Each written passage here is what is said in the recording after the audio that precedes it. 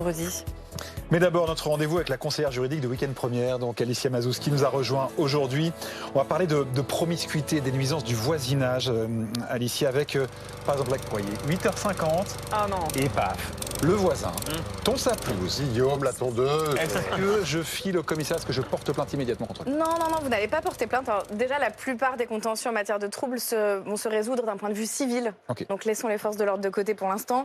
Vous pouvez, en revanche, aller regarder du côté des arrêtés de votre ville, de votre préfecture, parce qu'il y a des dispositions qui encadrent l'utilisation des tondeuses, notamment des travaux bruyants. Donc ça, c'est le premier point à dire. Et puis, vous allez avoir aussi un grand nombre de situations dans lesquelles vous ne pouvez pas faire grand-chose, parce que c'est la vie. Comme vous, ce matin, quand vous vous êtes levé et que vous avez sûrement fait du bruit et dérangé vos voisins. Et donc là, c'est pareil. Il c'est fait pas- vraiment sur moi, le bruit de la mais, tondeuse. Hein. Ah, ça dépend. Il y a des voisins très Mais bruyants. la musique Oui, à fond, la à 5 musique heures du peut mat, être ça aussi suffit. Oui, bien pénible sûr. que la tondeuse. Ça dépend des musiques, par ailleurs. Donc, Mais alors justement, il est où le seuil entre le bruit qu'on doit tolérer parce que c'est la vie des voisins à respecter et puis le trouble anormal de voisinage? Est-ce que la loi fixe un seuil? Alors la loi fixe un seuil, pas tout à fait, parce qu'il n'y a pas, on ne dit pas il faut tant de décibels. C'est plusieurs critères qui vont être pris en considération. Pour vous donner le point de départ de l'évolution de la sanction des troubles anormaux de voisinage, il faut évoquer l'affaire Clément Bayard. Clément Bayard, il veut faire décoller ses dirigeables depuis son jardin. Ok. Et son voisin, lui, se dit tiens, je vais mettre des Mais piquets c'était avec quand des Hertz 1915. Ah oui, quand même. 1915. Ah oui. C'est une vieille histoire, mais c'est cette histoire-là qui est le point de départ de toute une évolution sur la sanction des troubles anormaux de voisinage. Et vous savez quoi? C'est que depuis avril 2024 qu'on a un article 1253 dans le Code civil qui prévoit la sanction des troubles anormaux de voisinage. Alors attention, un trouble anormal, c'est très varié, ça peut être olfactif, visuel, sonore.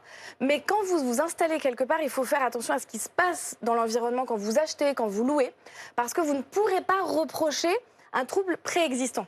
En gros, vous vous installez à côté d'une porcherie, vous n'allez pas poursuivre votre voisin qui est là depuis des années Ouais. en train d'exploiter tranquillement son exploitation agricole. Donc il faut une aggravation de la situation et ça, c'est un critère vraiment important.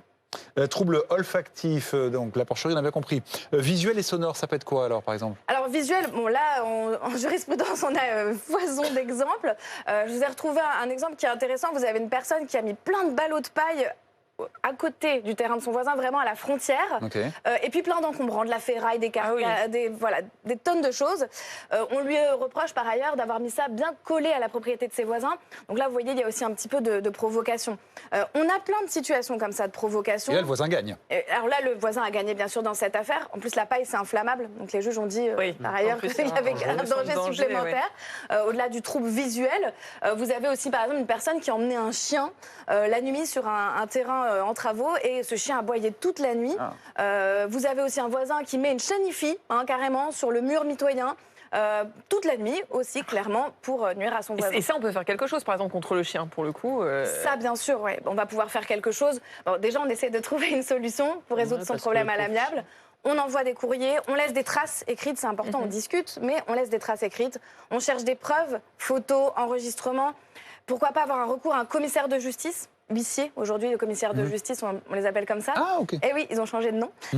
Et donc, on peut leur demander une petite expertise, ça coûte un peu d'argent, mais ça peut être intéressant si vous êtes obligé, finalement, de passer devant le juge.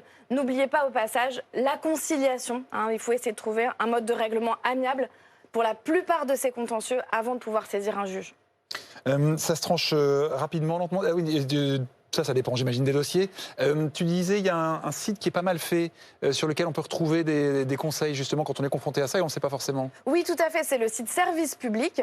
On aura l'occasion d'en reparler dans d'autres chroniques parce que là, c'est une mine d'informations accessible au grand public avec des mots clairs. Vous pouvez choisir, je suis locataire, je suis propriétaire. Enfin, vous avez vraiment plein d'hypothèses différentes pour vous aider à vous accompagner. Vous avez même des modèles de courrier que vous pouvez envoyer à votre voisin. Donc, si vous n'avez pas la plume facile, servez-vous du service public, ça peut être utile. Voilà, donc service-public.fr pour répondre à toutes vos questions. Et puis toi, bien sûr, Alicia, qui va nous accompagner tout au long de cette saison.